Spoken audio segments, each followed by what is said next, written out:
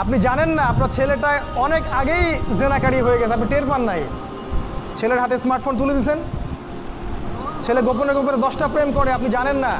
ও দুধ খায় না এখন, আপনি মনে করছেন যে ও দুধ খায়। ও অনেক ম্যাচিউরড হয়ে গেছে।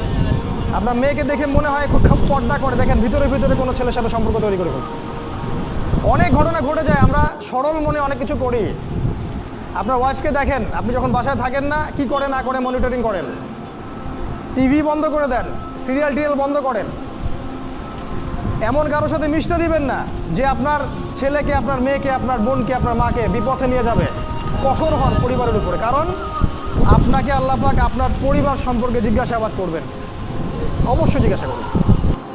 বিশ্বাস করেন আল্লাহ পাক কিয়ামতের মাঠে আপনাকে আপনার পরিবার সম্পর্কে জবাবদিহি করাবেন প্রত্যেকটা বিষয়। আপনি দাওয়াত দেন, চেষ্টা করেন, তারপরে যদি ছেলে বেলাইনে যায় সেটা